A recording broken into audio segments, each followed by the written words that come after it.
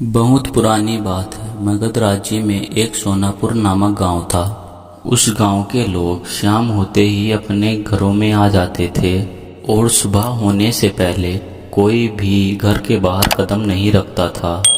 इसका कारण डाकू उंगली मार था। डाकू उंगली मार मगध के जंगलों की गुफा में रहता था।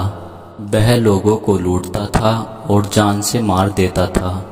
लोगों को डराने के लिए वह जिसको मारता उसकी एक उंगली काट लेता और उन उंगलियों की माला बनाकर पहनता, इसलिए उसका नाम उंगली मार पड़ा। गांव के सभी लोग परेशान थे, कैसे इस डाकू से छुटकारा मिले। एक दिन गौतम बुद्ध उस गांव में आए। गांव के लोग उनकी आभक्ता करने लगे। गौतम बुद्ध ने देखा कि गांव के लोगों में किसी बात को लेकर दहशत फैली हुई है। तब गौतम बुद्ध ने गांव वालों से इसका कारण पूछा।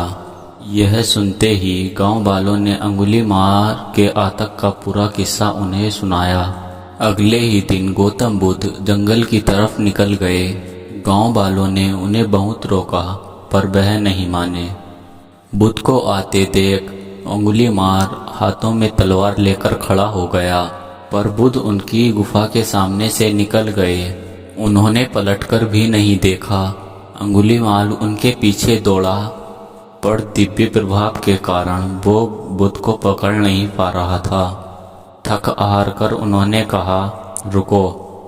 बुद्ध रुक गए, मुस्कुराकर बोले, मैं तो रुक गया, पर तू कब ये हिंसा छोड़ेगा?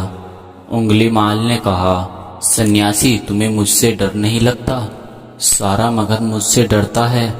तुम्हारे पास जो भी माल है निकाल दो, वरना जान से हाथ धो बैठोगे। मैं इस राज्य का सबसे शक्तिशाली व्यक्ति हूँ। बुद्ध जरा भी नहीं घबराए और बोले, मैं ये कैसे मान लूँ कि तुम इस राज्य के सबसे शक्तिशाली इंसान हो? तुम्हें यह साबित करके दिखाना होगा। उंगलीमाल बोला, बताओ कैसे साबित करना होगा? बुद्ध ने कहा, तुम उस पेड़ से 10 पत्ते तोड़कर लाओ। उंगलीमाल ने कहा, बस इतनी सी बात, मैं तो पूरा पेड़ उखाड़ सकता हूँ। उंगलीमाल ने 10 पत्ते तोड़कर ला दिए। बुद्ध ने कहा, अब इन पत्तों को वापस पेड़ पर जाकर लगा दो। उंगलीमाल ने हैरान होकर कहा, टूटे हुए पत्ते कहीं वापस लगते हैं क्या? तो बुद्ध बोले, जब तुम इतनी छोटी सी चीज को वापस नहीं जोड़ सकते तो तुम शक्तिशाली कैसे हुए?